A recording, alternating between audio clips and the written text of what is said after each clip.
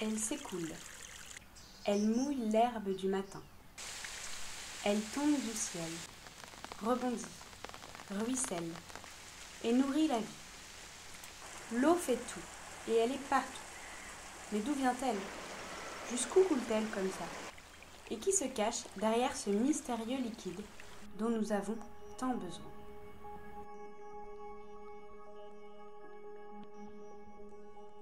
L'eau possède la particularité de changer de forme selon l'humeur du soleil. Ainsi, lorsque la température s'élève, l'eau devient invisible et prend alors la forme d'un gaz appelé vapeur d'eau. Ce phénomène, appelé évaporation, s'observe facilement sur un sol mouillé en plein soleil.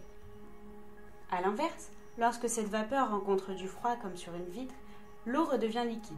C'est la condensation. Mais l'eau possède une troisième forme. Quand le froid fait chuter la température à 0 degré, le liquide se crispe et devient solide, sous forme de glace, de givre ou de neige.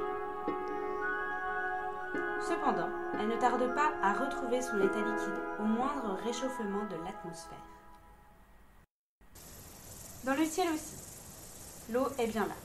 Au contact de poussière en suspension, la vapeur d'eau forme des milliards de gouttelettes qui circulent au-dessus de nos têtes portées par les vents. Les nuages se forment puis s'amoncellent pour devenir de plus en plus gros et de plus en plus sombres. L'orage éclate parfois et l'eau finit par tomber sous forme de pluie plus ou moins fine ou de grêle.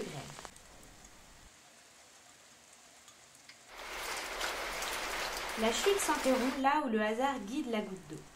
Sur un toit, un parking, un champ, un étang, un jardin. Peu importe l'endroit, c'est le début d'une grande aventure pour toutes ces gouttes d'eau. Celles qui rencontrent des surfaces imperméables ruissellent le long des gouttières, caniveaux, canalisations, fossés, et finissent par rejoindre la rivière la plus proche. Mais à une condition, que le sol soit en pente. Sinon, c'est la flaque assurée. Les gouttes qui toucheront un sol perméable pourront s'infiltrer. Et après plusieurs jours au travers des couches du sol et des racines, elles rentreront en contact avec une couche étanche qui les bloquera pour quelques semaines, voire des centaines d'années. Cette masse d'eau, prisonnière du sol à quelques mètres sous nos pieds, s'appelle nappe souterraine. L'eau ruisselante a rejoint le bas des pentes, le creux des vallées, là où s'écoulent les rivières. Pendant ce temps, une partie de l'eau souterraine a fini par trouver une sortie. Ce petit filet d'eau qui sort de terre forme une source. Cette même source en rejoint d'autres pour former un ruisseau qui grossit au fur et à mesure de son parcours et de ses rencontres avec d'autres cours d'eau.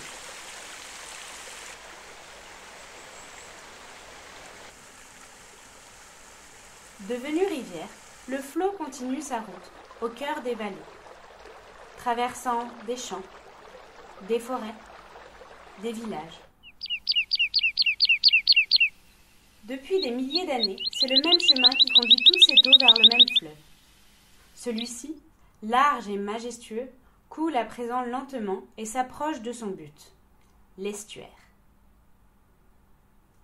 L'eau douce y fait la rencontre de l'eau salée. De gigantesques quantités d'eau se rejoignent ainsi dans l'immensité des mers et des océans. Et ce n'est pas la fin du voyage. Le soleil joue son rôle au-dessus de cette immensité bleue. Des milliards de litres d'eau s'évaporent et partent comme des fantômes dans l'atmosphère. Et l'eau s'échappe aussi des champs, des forêts, des fleuves. Puis les plantes s'y mettent aussi. Une partie de l'eau absorbée par les racines est évacuée par la transpiration des feuilles.